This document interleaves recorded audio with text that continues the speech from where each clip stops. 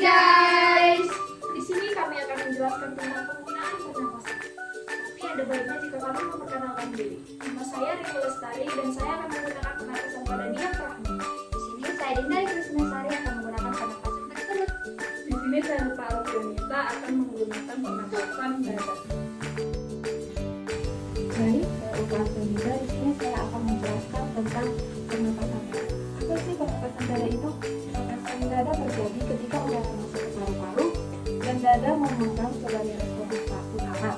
Pernapasan yang menggunakan otot rangka-rangka dari pernapasan dada yang pertama, hirup udara melalui hidung atau mulut. Yang kedua, dada mengembang untuk menarik udara ke paru-paru. Ketiga, menghembuskan udara perlahan hanya menjaga postur tubuh. Baik teman-teman, inilah contohnya.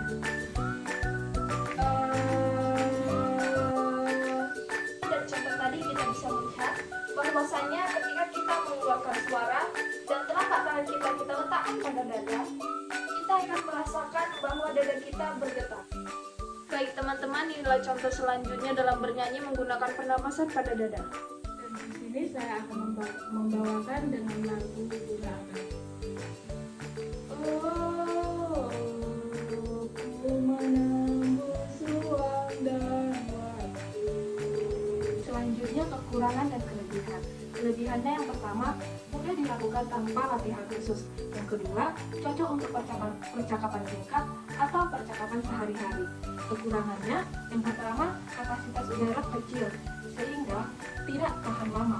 Yang kedua, suara cenderung kurang stabil dan mudah lelah. Pernapasan dada ini sering menghasilkan suara ringan dan kurang kuat, lebih cocok untuk percakapan biasa. Apa itu pernapasan perut? Pernapasan perut adalah pernapasan yang menggunakan otot diafragma sehingga udara ditarik lebih dalam. Perut mengembang saat udara dihirup. Nah, langkah-langkah dalam menggunakan pernapasan perut ini seperti tarik udara secara perlahan-lahan hingga perut terasa mengembang. Dan yang kedua, tahan udara beberapa detik untuk stabilisasi. Dan yang ketiga, hembuskan udara perlahan-lahan sambil menarik perut ke dalam. Nah, kelebihan dari menggunakan suara perut ini seperti kapasitas udara yang dihasilkan tuh lebih besar, memberikan suara yang kuat dan stabil. Ini cocok untuk bernyanyi atau pidato dalam jangka yang lama. Namun kekurangan dari menggunakan suara perut ini ialah membutuhkan latihan otot untuk diafragma, tidak cocok bagi pemula. Nah, pembagian suaranya itu seperti suara yang stabil dan tahan lama, cocok untuk bernyanyi atau berbicara dengan volume yang keras. Nah, itulah penjelasan dari penggunaan suara perut. Oke teman-teman, inilah contoh yang menggunakan pernapasan pada perut.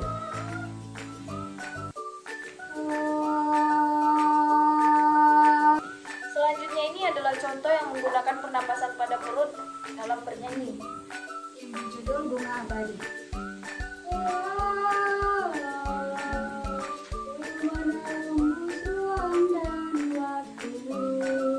Baik, yang terakhir adalah pernapasan pada diafragma, yang dimana pernapasan ini memadukan penggunaan otot dada dan diafragma untuk memaksimalkan kapasitas paru-paru dan kontrol udara. Langkah yang kita ambil dalam menggunakan pernapasan pada diafragma ini, yang pertama, hirup udara hingga dada dan perut sama-sama mengembang.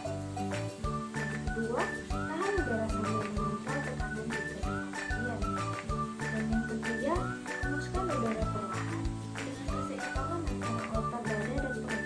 Baik, di sini saya akan menarik nafas terlebih dahulu sebelum mencium. Dan saya menahan nafas, dan perut saya akan merasa lebih kencang dan ketat.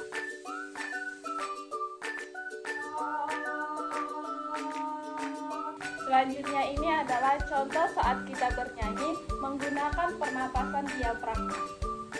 Saya akan menarik nafas terlebih dahulu. Dan menahan. Menembus ruang dan waktu. Kelebihannya menggabungkan keunggulan pernapasan dada dan perut. Yang kedua, memberikan fleksibilitas dan kontrol lebih baik. Yang ketiga, cocok untuk penyanyi profesional. Kekurangan pada pernapasan diafragma yang pertama boleh dipelajari tanpa